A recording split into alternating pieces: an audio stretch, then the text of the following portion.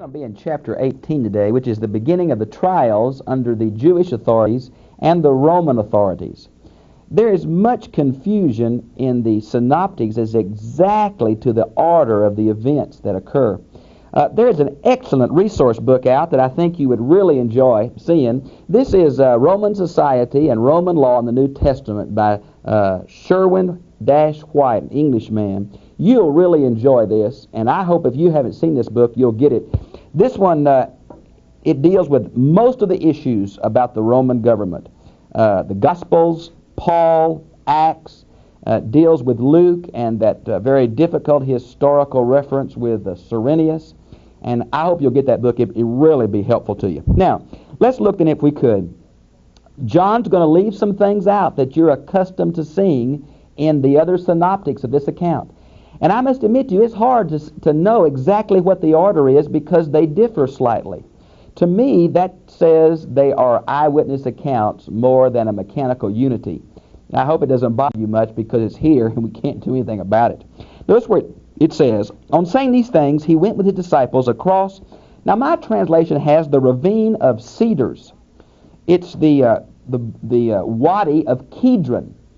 Now this ravine of cedars seems to come from the Septuagint translation of 2 Samuel 15:23. But there were no cedars in Jerusalem in Jesus' day that we know of. So the brook Kidron is better. Kidron seems to mean black.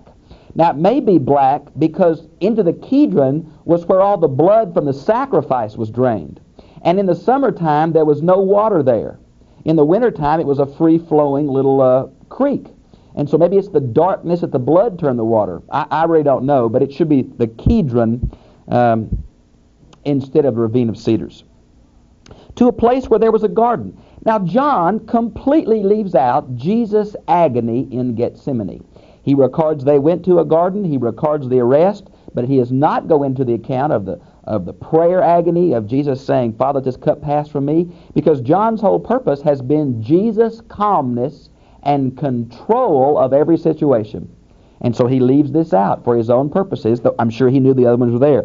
The parallels would be Matthew 26:36, Mark 14:32. Gethsemane means oil press, and apparently this was a very common place for Jesus to go, as we see from verse 2 and also from Luke 22:39. From Luke 21:37, we know this is where Jesus slept or bivouacked during the last week of his life. And so he apparently slept in this garden, and that's where Judas knew where he could be found. Now, and he went into it with his disciples. Now Judas, too, who was in the process of betraying him, knew the spot because Jesus had often met the disciples there. Now Judas got together the Roman garrison and some attendants from the high priest and the Pharisees. Now, this Roman garrison was the purpose that the Jews went to the Romans. They probably said there's going to be a riot. We need your help to arrest this conspirator. They wanted the Romans involved because they want to kill Jesus. They also don't trust the temple police, who have already blown one arrest attempt in chapter 7, verse 44. So now it's the Roman cohort. Now, how many there were, we don't know. This originally meant 600 soldiers. I don't think 600 soldiers went. It's used quite often for 200 soldiers. Maybe 200 went. There's a large group of armed men out to capture one man.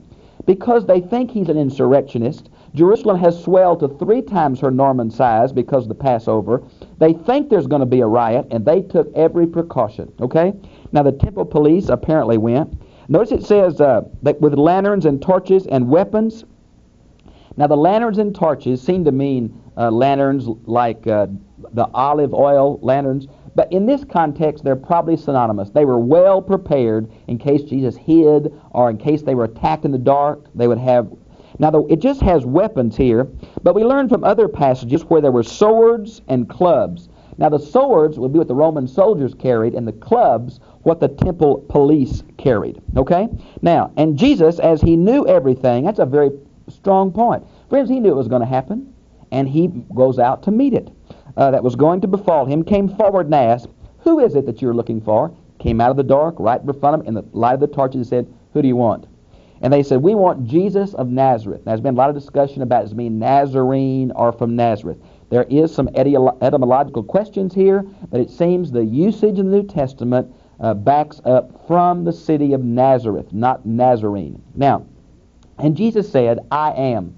Now your translation may say, I am he, but it is the very emphatic I am, which is the covenant name from God from Exodus 3:14. And Jesus has asserted that he is God several times by this very same technique. You might want to see chapter 8, verse 58, and chapter 13, verse 19. For a Jewish audience, this would have affirmed that he claimed to be deity. And you're going to see how the crowd acts. Now, the Jewish soldiers should not have recognized this. It's kind of a Jewish play on words. But they were caught up in the impressive nature of Jesus, and look what happens to them. And Judas, who betrayed him, was standing among them. Now, it does not mention the kiss of Judas. All three other synoptic gospels mention it. John does not. So when he had said to them, I am, it's mentioned 3 times for emphasis. They took a lurch backwards and fell to the ground.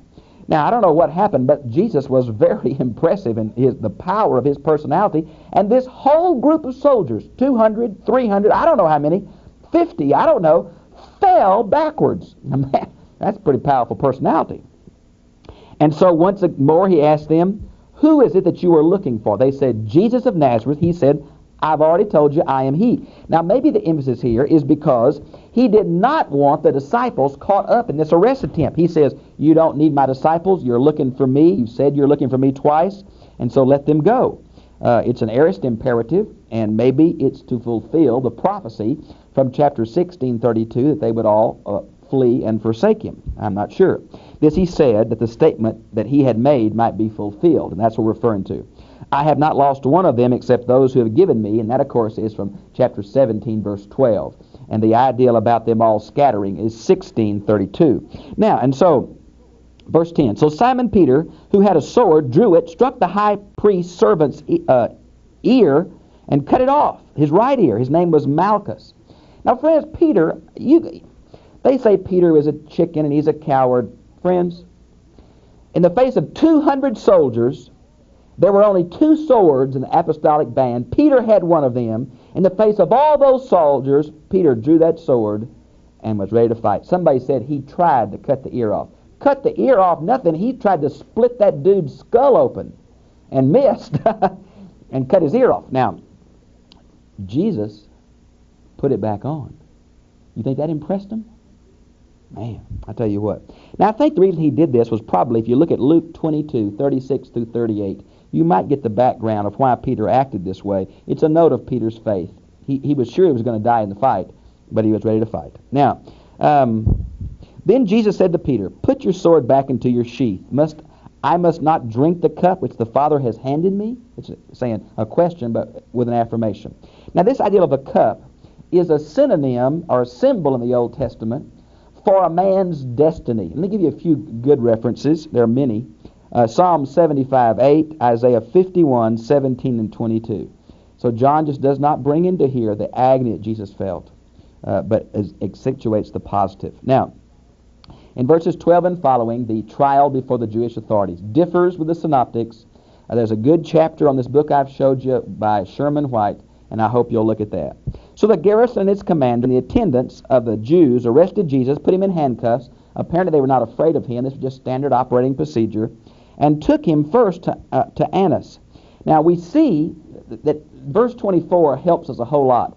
And some of the ancient manuscripts, well, one of them, I believe it's Sinaiticus, puts verse 24 right here, which really solves all the problems. But you wonder why all the manuscripts of John everywhere else have it in the order we have it. The order in John is somewhat different. Jesus is going to go before Annas. He is going to go before Caiaphas. Then he's going to go before Pilate. And these things are somewhat slightly confusing in the other accounts. Now, Annas was the high priest. His son-in-law was Caiaphas. We know that several of his sons were high priests. This was a position that was meant to be a lifelong and passed on to your sons, supposed to be Levites only, descendants of Aaron. But it came to be a political plum that was purchased from the Romans. And the Sadducees, wealthy Sadducean families, had bought it and kind of stayed in their family, and it was passed every several years to another. It was the people who owned the concessions in the temple area. I think because Jesus cleansed the temple twice, this man really wanted to see the one who had the audacity to do that. And so they take him first to the power behind the throne, which was with Annas. He was the father-in-law of Caiaphas, who was high priest that year. This particular year that Jesus died is what it means. Now it was Caiaphas who had advised the Jews that it was for their welfare that one should die for the people. John remembers that as a prophecy and puts it in here. Now you might see verse 24, for the trial before Caiaphas. That's not recorded in John. And you might say, how does John know what happened at the trial at Annas? Well, apparently John was there. Now why he was there, I don't know. Let's go and look at verse 15. Simon Peter and another disciple followed on after Jesus, and that other disciple was acquainted with the high priest, and so went in with Jesus into the high priest's courtyard. Now this word acquaintance means far more than just someone who you knew slightly. This means an intimate acquaintance. You might want to see Luke 2:44 and Luke 23:49. Now we don't know. There's been a lot of conjecture here. This same little phrase, the other disciple, is used in chapter 20 in several verses to describe John himself. And many think that this is John that's referring to himself, but in humility without using his name. And there's a lot of speculation about his mother's name is Salome, and maybe she's a sister of Mary, and maybe that means he was a Levite and possibly a priest, and a lot of speculation that we can't back up really. Some say that he was the son of Zebedee, and Zebedee had a large business of selling fish, and maybe he knew the high priest because he sold fish to the high priest family, or maybe they bought fish from them to sell. We don't know. We just don't know. There's another speculation that maybe we're talking about Joseph of Arimathea or Nicodemus here.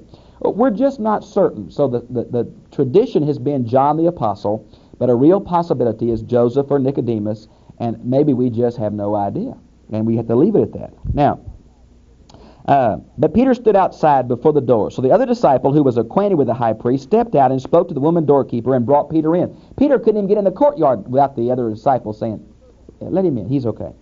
Then the servant girl at the door said to Peter, you too are one of this man's disciples, aren't you? Now the question expects a no answer, so it really wasn't a challenge. You know, I think Peter was all set to answer the questions and be put on trial, but this little slave girl caught him off guard and he said, oh, no, I'm not him. The first fulfilled prophecy about this. Now, and he answered, no, I'm not. Because it was cold, the slaves and the attendants, slaves of the high priest, the temple police who were there, made a charcoal fire and were standing about warming themselves. It was apparently cold, so Peter got up there close, and he was warming himself. In the light of the fire, they said, hey, you are one of them, aren't you? But now, in this particular account, the questioning of Jesus before Ananias breaks in between the first and second denials of Peter. Now the high priest questioned Jesus about his disciples. Now the high priest, some say this is Caiaphas, but he's mentioned in verse 24. It seems to be Annas still. Now about his disciples and his teaching. It seems unusual he asked about his disciples before his teachings. But this man was worried about the influence of Jesus, and so that may be why it fits. So Jesus answered him, I've spoken publicly, haven't kept any secrets. Why are you asking me? Everything I've said publicly. And one of the guys who was standing there thought he was insulting the way he was speaking and slapped him across the face. Now the word originally meant hit with a rod, but the usage in Jesus' day meant to slap open-handed in the face, and it seems to be fulfilled prophecy of Isaiah 50, verse 6. Now, it says, is this the way you answer the high priest? And Jesus looked at him and said, fella, if I've said anything untrue, you tell me what it is. If I haven't said anything untrue, why do you slap me? Because you see what Jesus had said. He said, Mr. High Priest, you're not conducting this according to law. And don't you think you ought to do it right? For this night trial was absolutely illegal. And Jesus was saying, this is not the way you're supposed to introduce evidence. And so Jesus said, if I've said something wrong, you tell me what it is. If not, you tell me why you struck me. Well, I'll tell you what. Now, look at verse 23. They're both first-class conditional sentences. They're true. Look at verse 24. So Annas sent him over, still in handcuffs, to Caiaphas the high priest. We don't have the record of Caiaphas. Apparently Caiaphas was with the whole Sanhedrin, and it went directly from Caiaphas to Pilate. And that seems to be the order. Simon Peter still stood warming himself, and so they said to him. Now, there's a real divergence here among the different accounts. Mark says that the maid who first asked him the question asked him again, Mark 14:69. But Matthew says another servant girl asked him, Matthew 26:71. But Luke 22:58 says a man asked him. Now, apparently, what's happened is some person would ask, and everybody around the fire would say, yeah, what about that? Well, yeah, what about that? And so it's eyewitness account. I think John was there. Obviously Peter was there. That's the Gospel of Mark. How Luke found out who he's using, I just don't know. Now, let's see then.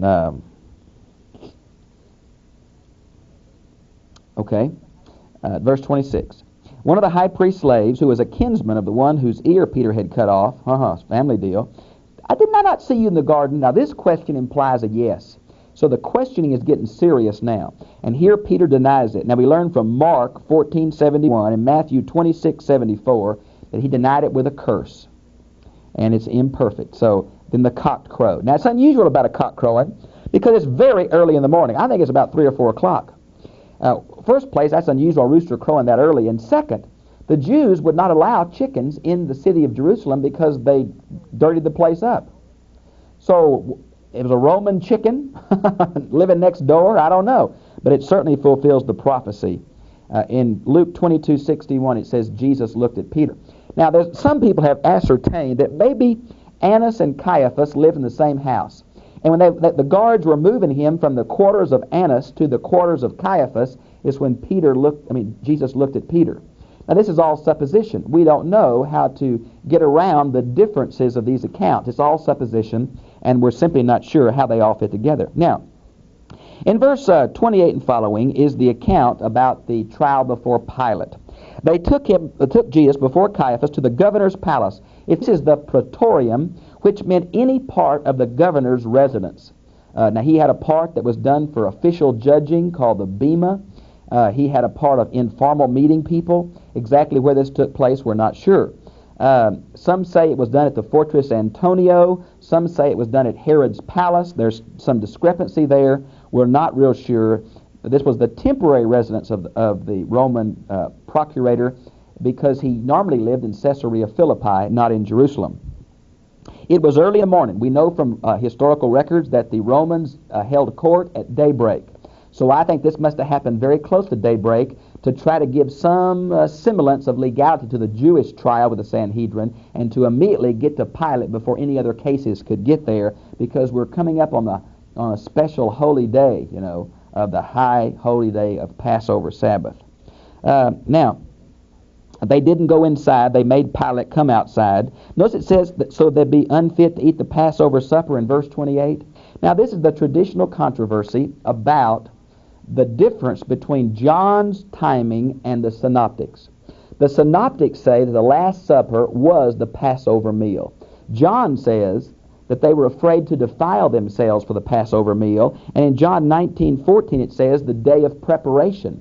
And there's been some real fight over that, and I'm not sure I can solve the problem. It just seems that John says it happened a day earlier. The synoptics say it happened the day of the Passover. Now, which it is, I'm not certain. They didn't want to go into Pilate's house because it would defile them from the rest of the ceremonies of Passover week and unleavened bread.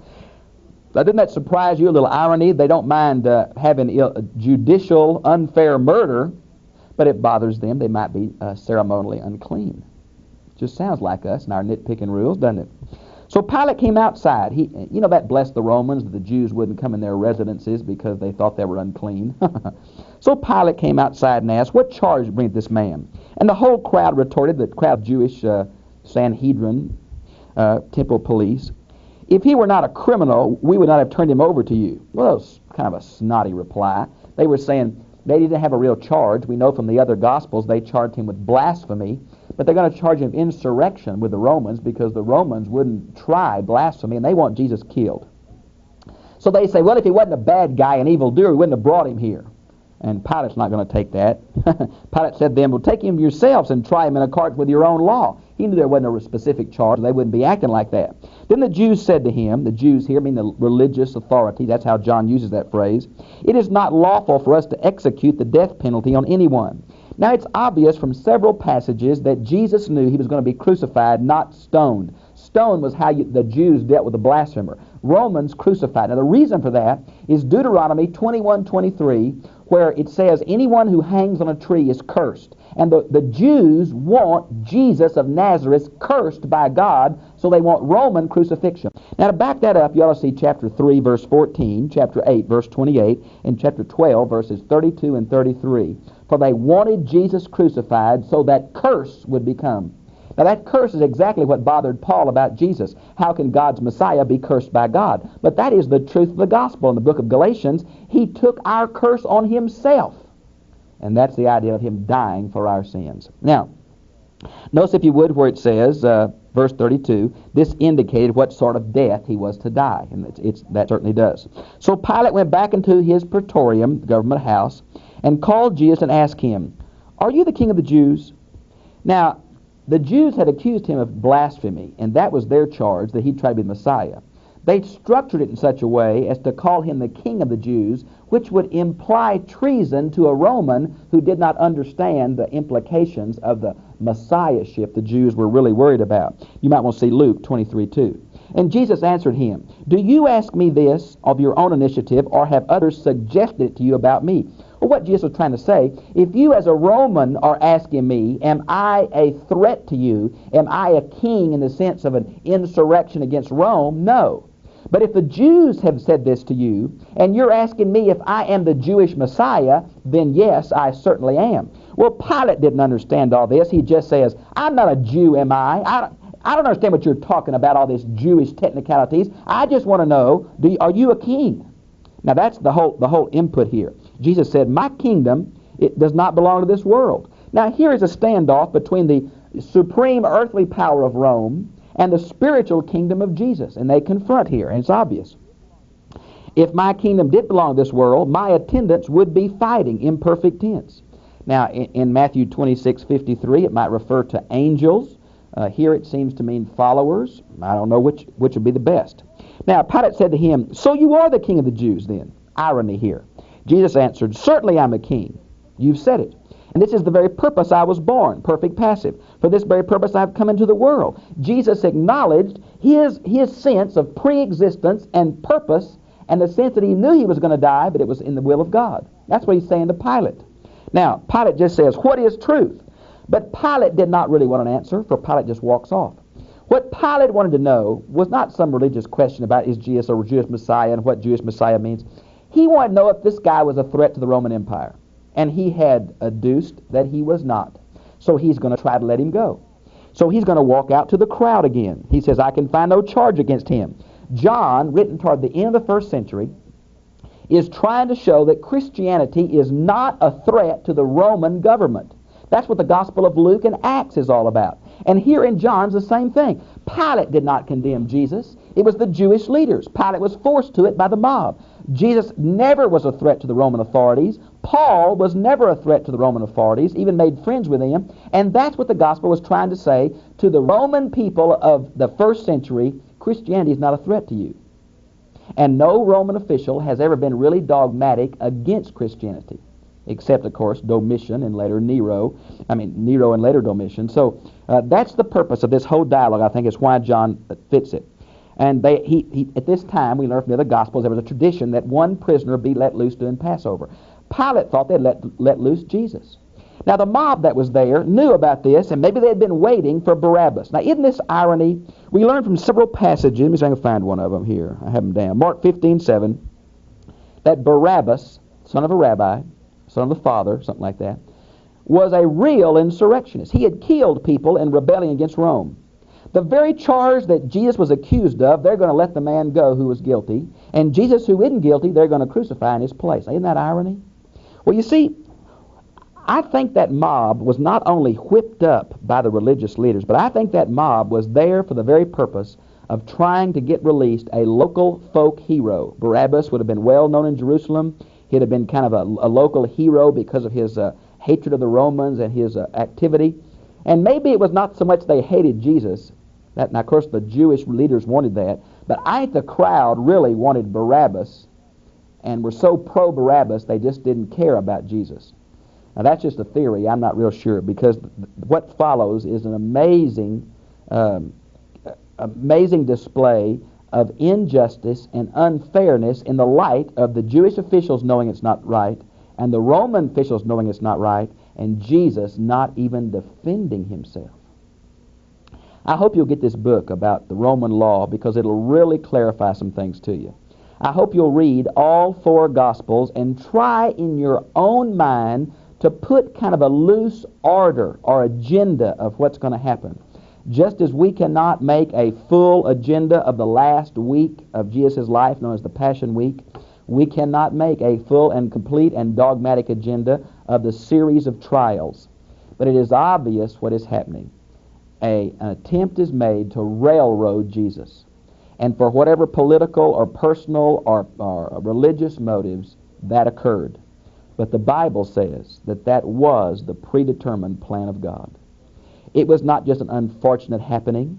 It was not just injustice. Jesus in Mark 10:45 said, I came to give my life a ransom for many. The sinless one came to die for sinless mankind. Him dying on a cross apparently is very important from Deuteronomy 21:23.